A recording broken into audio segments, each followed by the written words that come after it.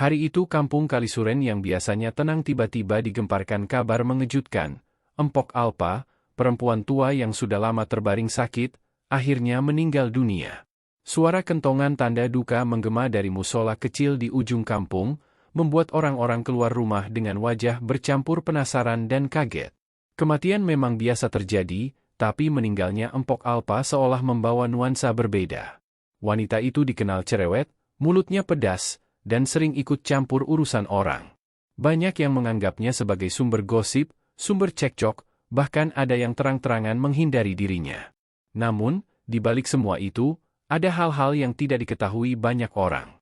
Hanya segelintir anak kecil, ibu janda miskin, dan orang-orang tak mampu yang diam-diam merasakan kebaikan Empok Alpa. Sayangnya, manusia memang lebih mudah mengingat yang buruk ketimbang yang baik. Ketika kabar kematiannya menyebar, sebagian warga justru menyambutnya dengan kalimat sinis. Alhamdulillah, akhirnya mulutnya berhenti juga, celetuk seorang ibu muda sambil tersenyum kecil di depan pintu rumah. Iya, mulutnya itu loh, bikin orang sakit hati terus, timpal tetangganya yang lain. Mereka berbicara tanpa sadar bahwa kematian bukan bahan lelucon. Di sudut lain kampung, anak-anak kecil justru menangis diam-diam. Mereka teringat betapa sering Empok Alpa memberi jajanan ketika mereka lapar. Mereka juga tahu bahwa uang 1.000-2.000 yang suka diselipkan di tangan mereka bukanlah uang sisa, melainkan pemberian tulus dari seorang wanita tua yang hidupnya pas-pasan.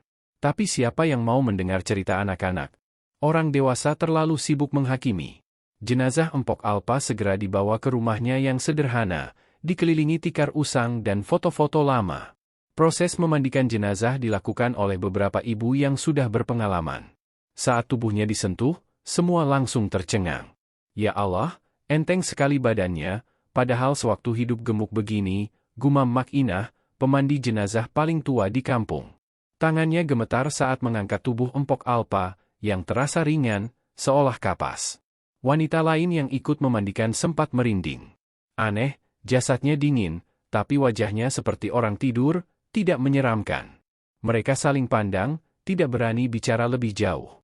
Setelah itu, tubuh Empok Alpa dibungkus kain kafan putih bersih, dililit tali, lalu ditempatkan di atas dipan bambu. Menjelang sore, warga mulai berdatangan untuk takziah. Surau kecil ramai dengan suara tahlil, meski tak semua yang hadir benar-benar tulus. Beberapa orang hanya datang karena takut dikatakan tidak peduli. Ada yang duduk sambil berbisik-bisik, masih sempat mengungkit keburukan Empok Alpa. Dulu tuh, kalau ketemu pasti ngomel. Pantes aja nggak banyak orang yang sayang sama dia. Iya, coba kalau mulutnya dijaga, mungkin sekarang orang-orang beneran nangis. Kata-kata itu menusuk telinga anak-anak kecil yang duduk di pojok, membuat mereka menangis lebih keras. Sampai akhirnya waktu asyar tiba, jenazah Empok Alpa dibawa ke pemakaman. Lelaki kampung bergotong royong mengangkat keranda. Suasana terasa aneh. Langkah mereka terasa ringan, seolah keranda itu tidak berbobot. Orang-orang yang mengangkatnya saling pandang, keringat dingin mulai bercucuran. Ini beneran enteng banget, kayak nggak ada orangnya, bisik seorang pemuda yang ikut mengangkat. Setibanya di pemakaman, liang lahat sudah siap. Warga berdiri mengelilingi, sebagian membaca doa, sebagian hanya penasaran ingin cepat selesai. Saat itulah Kiai Abdul, ulama sepuh yang sangat disegani, tiba-tiba mengangkat tangannya memberi isyarat agar jenazah tidak buru-buru diturunkan. Wajahnya serius, matanya tajam menatap kain kafan. Sebentar, ucapnya lirih. Semua orang terdiam, bingung. Ada apa, Kiai? Tanya salah seorang panitia pemakaman. Kiai Abdul mendekat, menunduk, lalu menarik napas dalam. Aku mencium sesuatu yang berbeda. Ada aroma, bukan bau busuk, tapi harum. Orang-orang langsung ricuh. Sebagian mengernyitkan dahi, sebagian mencoba mencium dari dekat. Dan benar saja, dari kain kafan itu keluar semerbak harum seperti bunga kasturi. Semakin lama semakin kuat. Beberapa orang yang berdiri paling depan terisak, dada mereka bergetar. Tiba-tiba, ketika kain kafan sedikit tersibak karena angin, semua terperanjat. Kain putih itu tak lagi putih. Warnanya berubah, bukan kotor karena tanah, melainkan merah lembut, seperti terkena siraman air mawar. Subhanallah, apa ini? Bisik seorang pemuda dengan wajah pucat. Ya Allah, kafannya berubah merah, teriak seorang ibu sambil menutup mulutnya. Suasana semakin tegang. Ada yang gemetar ketakutan, ada yang menangis terseduh-seduh. Namun tak sedikit juga yang berbisik sinis, berusaha menyangkal. Ah, paling ada yang nyiram parfum. Jangan percaya, kata seorang lelaki paruh baya. Tapi ucapannya langsung ditegur keras oleh Kiai Abdul. Diam! Jangan lancang. Ini bukan urusan manusia. Ini tanda dari Allah. Jangan sekali-kali kau meremehkannya. Suara Kiai Abdul bergetar, tapi penuh wibawa. Semua terdiam, tak berani lagi berkata macam-macam. Di tengah keheningan itu, tangisan pecah. Banyak yang tiba-tiba teringat bagaimana mereka dulu sering menghina Empok Alpa. Wajah-wajah menunduk, hati mereka tersayat rasa bersalah. Yang selama ini hanya melihat keburukannya, kini dipaksa menyaksikan kemuliaannya setelah mati. Kiai Abdul lalu menutup kain kafan dengan hati-hati. Mari kita segera kuburkan dengan penuh hormat. Jangan ada kata-kata buruk lagi keluar dari mulut kita. Ingatlah, Allah bisa menampakkan rahasia hambanya kapan saja, dengan cara yang tak kita duga. Keranda pun perlahan diturunkan. Warga yang tadinya datang dengan hati setengah malas, kini bergetar ketakutan. Mereka sadar, ada sesuatu yang sangat besar sedang Allah tunjukkan di hadapan mereka. Sore itu, langit mendung. Angin berembus pelan. Dan seluruh kampung Kalisuren tak lagi sama. Sejak sore itu, kabar tentang kafan Empok Alpa yang berwarna merah dan harum merebak ke seluruh penjuru kampung Kalisuren, bahkan sampai ke desa-desa tetangga. Orang-orang berbondong-bondong datang, sebagian ingin membaca doa, sebagian lagi hanya sekadar ingin melihat langsung. Suasana kampung berubah drastis. Malam hari, musola yang biasanya sepi, kini penuh dengan jamaah yang membaca Yasin dan tahlil, wajah mereka pucat, seakan-akan masih tidak percaya dengan apa yang mereka saksikan di pemakaman. Namun, tidak semua orang merasa tenang. Ada sebagian warga yang justru mencibir, menuduh itu hanyalah rekayasa. Ah, paling kainnya kena air bunga pas dimandikan. Makanya jadi merah. Nggak usah dilebih-lebihkan, kata seorang pemuda bernama Darman, yang memang dikenal suka melawan ulama. Ucapannya membuat beberapa orang ikut mengangguk, meski raut wajah mereka masih ragu. Ucapan itu sampai ke telinga Kiai Abdul. Dengan wajah muram, beliau memanggil beberapa tokoh kampung ke serambi musola untuk musyawarah. Saudara-saudaraku, aku takut fitnah ini makin besar. Banyak yang sudah mulai ragu. Bahkan ada yang menuduh kita membuat cerita bohong, ujar Kiai Abdul, suaranya berat menahan amarah sekaligus sedih. Kalau begitu, bagaimana kalau makamnya dibongkar lagi, Kiai, celetuk seorang pemuda yang ikut rapat. Biar jelas, biar semua orang melihat sendiri. Kalau memang kafannya merah dan wangi, berarti itu betul tanda dari Allah. Kalau tidak, berarti hanya kebetulan. Seketika ruangan menjadi hening. Membongkar makam jelas bukan hal sepele. Itu berarti harus membuka kembali jasad yang sudah tenang. Risiko dosa dan fitnah sangat besar. Beberapa orang langsung menolak keras. Tidak, itu perbuatan lancang. Mana boleh kita bongkar makam orang yang sudah wafat, seru seorang bapak paruh baya. Namun desakan demi desakan semakin keras. Apalagi, kelompok pemuda yang tidak percaya semakin vokal. Mereka berteriak-teriak di luar musola, menantang agar makam dibuka kembali. Kalau kalian yakin itu tanda Allah, buktikan. Jangan cuma cerita-cerita aja, teriak Darman, suaranya lantang hingga terdengar ke seluruh kampung. Kiai Abdul akhirnya menarik napas panjang. Wajahnya tegang, kerut di keningnya semakin dalam. Baiklah, katanya lirih, membuat semua orang terkejut. Kalau memang ini jalan terbaik untuk menghilangkan fitnah, kita akan bongkar makam itu. Tapi syaratnya, semua dilakukan dengan adab, dengan doa, dan dengan hati yang takut kepada Allah. Jangan ada yang main-main. Kalau ada yang berniat sombong, aku khawatir azab Allah menimpa kita semua. Keputusan itu langsung menyebar cepat. Malam itu juga, di bawah cahaya bulan purnama, ratusan warga berkumpul di pemakaman. Angin malam terasa dingin menusuk, menciptakan suasana mencekam. Obor-obor dipasang mengelilingi makam. Suara ayat-ayat suci bergema dari para kiai yang duduk bersila, berdoa memohon perlindungan Allah. Suasana sunyi, hanya terdengar suara cangkul yang menghantam tanah. Setiap kali tanah terangkat, jantung warga berdetak semakin kencang. Mereka menahan napas, menunggu apa yang akan mereka saksikan. Anak-anak dilarang mendekat, tapi beberapa tetap mengintip dari kejauhan, rasa takut dan penasaran bercampur jadi satu. Setelah papan penutup liang lahat berhasil diangkat, semua orang mendekat. Detik itu juga, tercium aroma harum yang semakin kuat. Bahkan lebih wangi daripada sore tadi. Orang-orang langsung heboh, sebagian menangis, sebagian terduduk lemas. Dan ketika kain kafan itu terlihat, semua terbelalak. Bukan hanya merah lembut seperti sore tadi, melainkan merah terang, seolah-olah baru saja dicelupkan ke dalam cairan mawar. Tidak ada sedikit pun noda busuk atau tanda-tanda pembusukan. Sebaliknya, wajah Empok Alpa terlihat segar, seperti orang yang sedang tidur nyenyak dengan senyum tipis di bibirnya. Teriakan histeris pecah.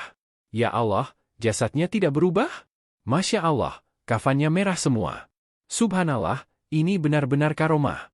Orang-orang yang sebelumnya meragukan langsung terdiam. Darman, pemuda yang paling lantang, tubuhnya gemetar hebat.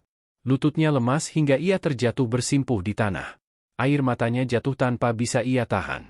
Astagfirullah, aku yang berdosa, aku yang menuduhnya buruk. Ampuni aku ya Allah, ampuni aku. Tangis pun pecah di antara kerumunan. Banyak yang tiba-tiba teringat kebaikan-kebaikan kecil Empok Alpa yang dulu mereka abaikan. Seorang ibu janda bersuara serak, kalau bukan karena dia, anakku nggak bisa sekolah. Dialah yang sering bayarin uang seragam diam-diam. Seorang bapak tua menunduk, air mata menetes, dialah yang selalu nitipin beras buat keluarga kami. Padahal aku sering menyakitinya. Rahasia demi rahasia kebaikan Empok Alpa terbongkar.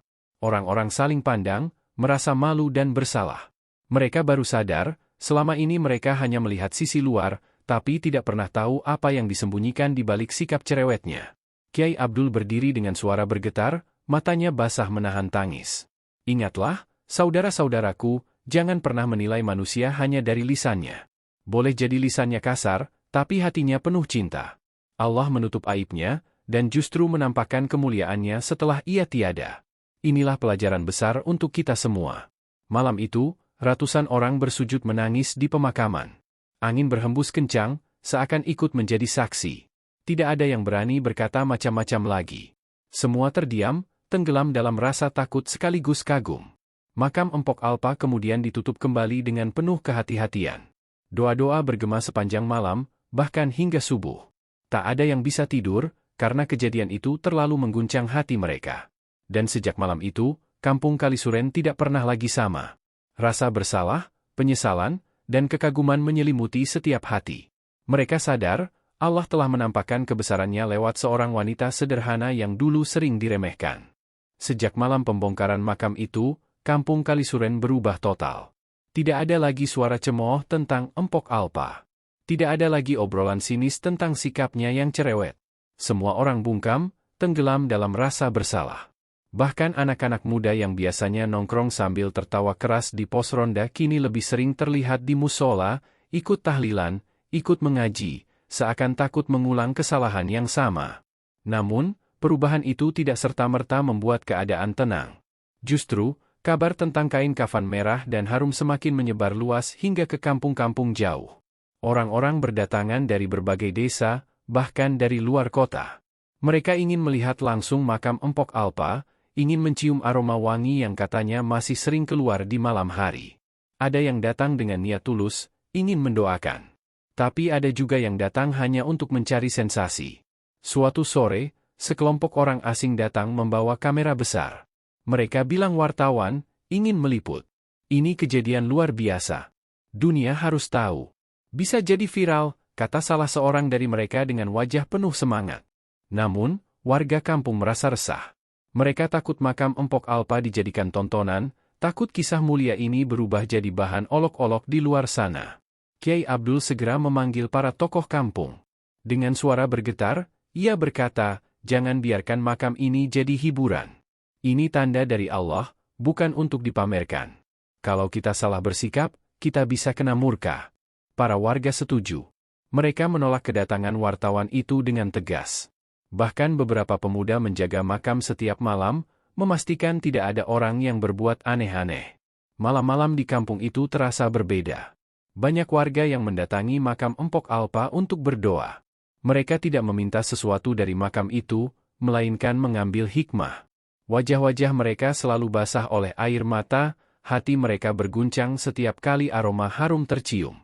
Seakan Allah benar-benar ingin menegur mereka, agar berhenti meremehkan dan menghakimi sesama. Namun, cobaan iman tak berhenti di situ. Beberapa bulan kemudian, ada isu yang disebarkan oleh orang-orang iri dari kampung sebelah. Mereka menuduh warga Kalisuren mengarang cerita untuk menarik perhatian, bahkan ada yang bilang kain kafan merah itu hanyalah pewarna kain yang sengaja dilumuri. Tuduhan itu membuat warga kembali resah. "Astagfirullah, fitnah ini kejam sekali," kata seorang ibu tua sambil menangis. Mendengar itu, Kiai Abdul naik mimbar saat sholat Jumat. Suaranya tegas, meski usianya sudah renta. "Saudara-saudaraku, ingatlah. Kita tidak butuh pembenaran dari manusia. Kita tidak perlu membuktikan apa-apa kepada orang yang hatinya tertutup. Allah sudah cukup menjadi saksi. Jangan lagi ada yang tergoda untuk membuka makam. Biarkan ia tenang. Tugas kita sekarang adalah memperbaiki diri." Kata-kata itu menancap kuat di hati jamaah. Mereka akhirnya paham bahwa tanda yang ditunjukkan Allah bukan untuk diperdebatkan, melainkan untuk dijadikan pelajaran. Hari-hari berlalu, aroma harum dari makam Empok Alpa masih sering tercium. Kadang hanya samar, kadang begitu kuat hingga orang-orang terhenti dari aktivitasnya. Setiap kali itu terjadi, warga merasa ditampar, diingatkan bahwa kematian bisa datang kapan saja, dan amal yang tersembunyi jauh lebih bernilai daripada kata-kata yang tampak di permukaan. Anak-anak kecil yang dulu sering diberi jajanan oleh Empok Alpa kini tumbuh dengan cerita indah tentangnya. Mereka bercerita bahwa seorang wanita tua yang dicap cerewet ternyata pergi dengan kafan merah dan jasad wangi. Cerita itu menjadi pengingat sepanjang hidup mereka. Dan perlahan, kampung Kalisuren menjadi lebih damai. Orang-orang lebih berhati-hati berbicara, takut menyakiti hati orang lain. Mereka lebih rajin beribadah, lebih sering membantu tetangga, lebih gemar bersedekah secara diam-diam. Semua itu terjadi karena mereka belajar dari seorang wanita sederhana yang pernah mereka remehkan. Sampai suatu malam, tepat setahun setelah wafatnya Empok Alpa, kampung kembali dikejutkan oleh sebuah kejadian. Saat warga sedang berkumpul di musola untuk doa tahlil memperingati setahun kepergiannya, tiba-tiba angin semilir berhembus membawa aroma harum yang luar biasa. Wangi itu bukan hanya tercium di sekitar makam, tapi menyebar ke seluruh kampung. Orang-orang tertegun, air mata mereka tumpah tanpa sadar. Kiai Abdul yang duduk di depan jamaah menutup wajahnya dengan kedua tangan. Suaranya pecah saat berdoa, "Ya Allah, Engkau muliakan hamba MU yang dulu sering diremehkan. Jadikanlah peringatan ini sebagai penguat iman kami. Jangan biarkan kami kembali lalai." Semua orang menangis. Tangisan yang bercampur haru, takut, dan syukur. Malam itu, kampung Kalisuren seolah berubah jadi taman surga, dipenuhi doa dan rasa penyesalan. Dan sejak malam itu pula, tidak ada lagi yang berani meremehkan orang lain di kampung itu. Semua sadar, kemuliaan manusia bukan pada kata-kata, bukan pada penampilan, tapi pada rahasia amal yang hanya Allah tahu. Empok Alpa, wanita tua yang dulu dikenal cerewet, akhirnya pergi meninggalkan pelajaran abadi, jangan menilai orang dari luarnya. Karena bisa jadi, orang yang kita remehkan justru lebih mulia di hadapan Allah. Dan kafan merah yang harum itu akan selalu jadi saksi bahwa rahasia hati tak pernah bisa ditutupi selamanya.